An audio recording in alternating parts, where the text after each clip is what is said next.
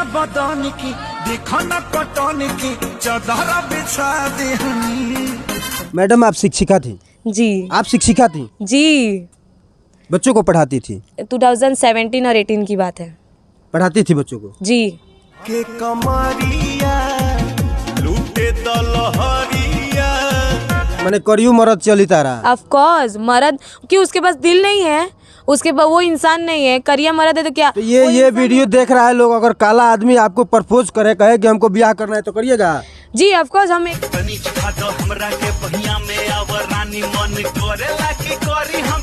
पैसा नहीं चाहिए, मुझे प्यार चाहिए। प्यार चाहिए? पैसा तो हम लोग मिलकर भी कमा लेंगे या मैं अकेले भी कमा लूंगी, लेकिन सिर्फ प्यार जो है वो कमाया नहीं जाता, वो मिलता है। वो अब कौन सा पाठ पढ़ा रही हैं लोगों को? अब लोगों को पागल बना रहे हैं हम कि अपनी अदाओं से, अपने डांस से, अपनी टैलेंट से, ये हिडन टैलेंट। बेटा बदन की देखो न कटन की चदरा बिछा देहनी। मेरे स्टूडेंट कोई मुझे उठ के अगर बोल दे कि आप तो डांस करती थी, आप तो नाचती थी, तो ये मेरे लिए बहुत बेइज्जती वाली, इंसल्ट वाली चीज़ हो जाएगी, क्योंकि मैं उस दिन टूट जाऊंगी। तो मैं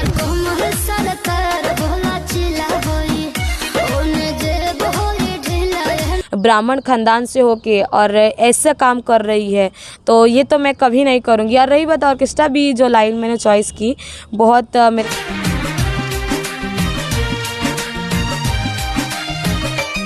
कहाँ थे और क्या बन गए हैं। और 10-10 रुपए के लिए लोग, कोई मेरा हाथ खींच रहा है, कोई पैसे देने के लिए बदतमीजी कर रहा है, और 10-10 रुपए के लिए हम रात भर नाच रही हूँ।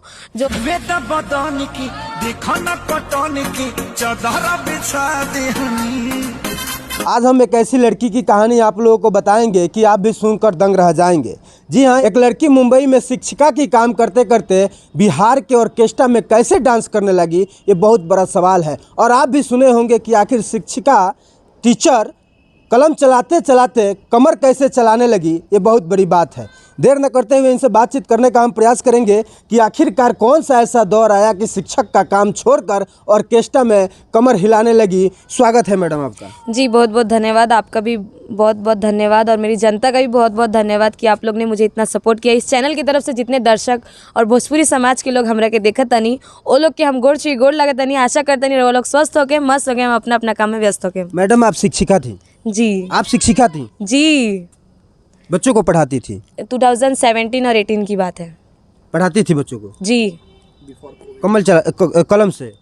जी। यहाँ पर कैसे कमर लचकाने लगी बिहार में आके? दौर आया लॉकडाउन के बाद, सबको पता है देश का क्या माहौल था।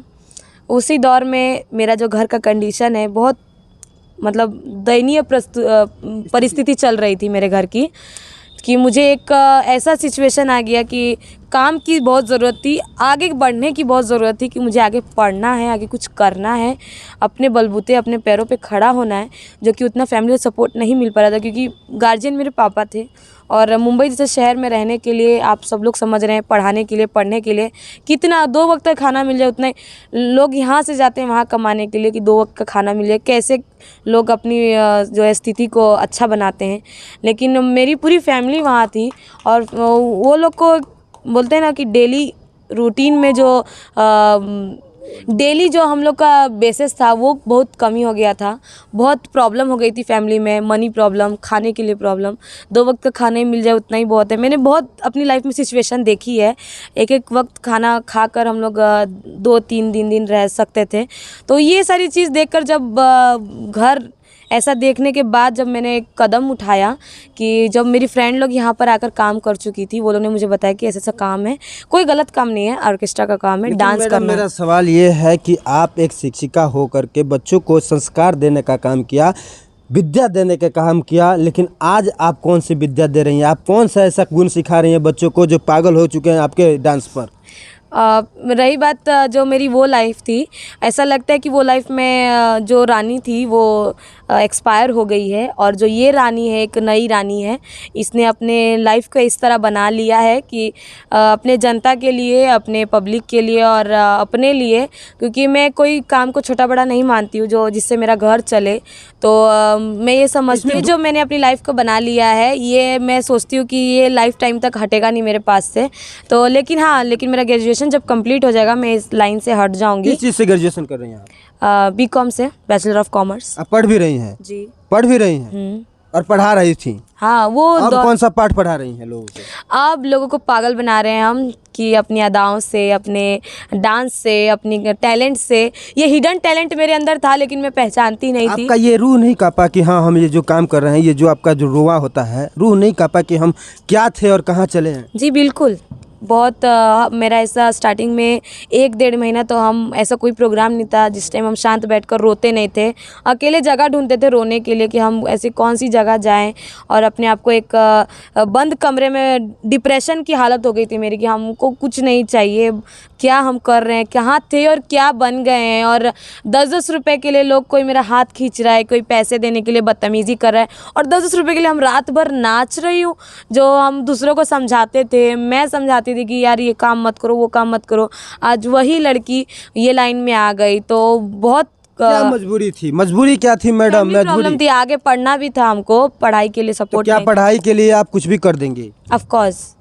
जिसमें बेचना होगा तो बेच देंगी? नहीं, वो नहीं करूँगी, वो मरते दम तक अपनी नज़रों में गिरने वाली काम मैं नहीं करूँगी कि मैं अपने आप को, खुद को एक आईने में देख ना पाऊँ। आईने में देखूँ तो खुद के ऊपर शर्म लगे कि तूने अपना ये जो मिला है इज़्ज़त अपने माँ बाप के देन पे, ब्राह्मण खानदान से होके और ऐसा काम कर रही है, तो ये तो मैं कभी नहीं करूँगी। और रही बात ऑर्केस्ट्रा भी, जो लाइन मैंने चॉइस की, बहुत मेरे लिए बहुत टफ चॉइस थी ये, कि मैं आज भी ये चीज़ सोचती हूँ। लेकिन हाँ, जब इससे आगे हो जाऊँगी, मैं अभी तो शूट के थोड़े आगे हैं, लेकिन कोई जानता नहीं था तब तक ठीक था, लेकिन अब तो सब लोग जान गए, मेरे घर के लोग भी जान गए। आपने कहा कि हम जब आईने में आए तो अपने आप को शर्म ना महसूस करें, अपने आप को गिल्टी ना महसूस करें।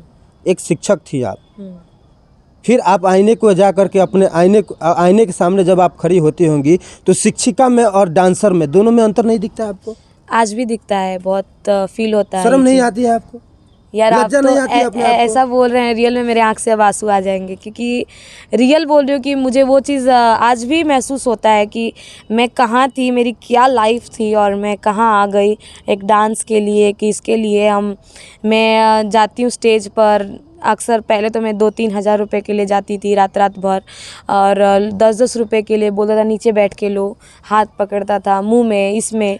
तो ये ऐसा लगता था कि जो मेरे बगल में नाच रही वो अनपढ़ लड़की, उसमें और मुझ में कोई फ़र्क नहीं है, क्योंकि मेरे पास इतना सरस्वती होके, इतना दिमाग होकर और मैं ये कर रही हूँ, तो मेरे से अच्छा तो वही है कि मेरे माँ बाप ने मुझे क्यों पढ़ाया, क्यों लिखाया, और जब आगे यही करा था। लेकिन आज वो चीज़ महसूस नहीं होता है। इंसान की जो किस्मत में होगा वो होगा, और रही बात धीरे धीरे हर चीज़ को इग्नोर करना, किस्मत में लिखा है, इग्नोर कर रहे हैं। और रही बात हम अच्छा करेंगे तो भी पब्लिक बोलेगी, ख़राब करेंगे तो भी पब्लिक। रानी मेरा सवाल ये है कि क्या आपको लगता है कि ये जो दलदल है इससे आपको निकलना चाहिए? आप जो लड़के को शिक्षा देती थी, फिर से आप उस दौर पर आएंगी, उस सड़क पर आएंगी? क्या आपको ऐसा फील होता है कभी? बहुत ये मेरे लिए टफ हो जाएगा कि इन फ्यूचर अगर मैं शिक्षिका बन जाऊं और मेरे स्टूडेंट कोई मुझे उठ के अगर बोल दे कि आप तो डांस करती थी, आप तो नाचती थी, तो ये मेरे लिए बहुत बेइज्जती वाली, इंसल्ट वाली चीज़ हो जाएगी, क्योंकि मैं उस दिन टूट जाऊंगी। तो मैं ये नहीं चाहती कि कभी ऐसा कोई मुझे बोले। लेकिन हाँ, आगे मेरा मन है कि मैं ये ग्रेजुएशन कंप्लीट होने के बाद मैं जो है कि MBA करूं। लेकिन मैं किसी भी सेक्टर में जॉब लग सकती, लेकिन इस लाइन से बहुत जल्द मैं जो है कि हटने वाली हूँ।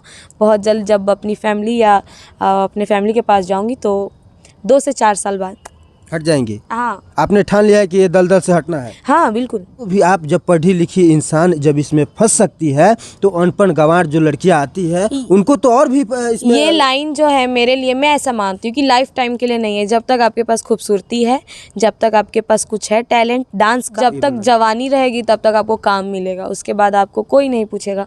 तो मैं सोचती हूँ कि जब मेरा अगर कंप्लीट हो जाएगा, अगर मेरा कहीं हम फॉर्म भरे या मेरा कहीं गवर्नमेंट जॉब या प्राइवेट जॉब भी लग जाएगा, तो हमें ये लाइन से हट जाएंगे, क्योंकि इज़्ज़त से बढ़ के कोई चीज़ नहीं होती।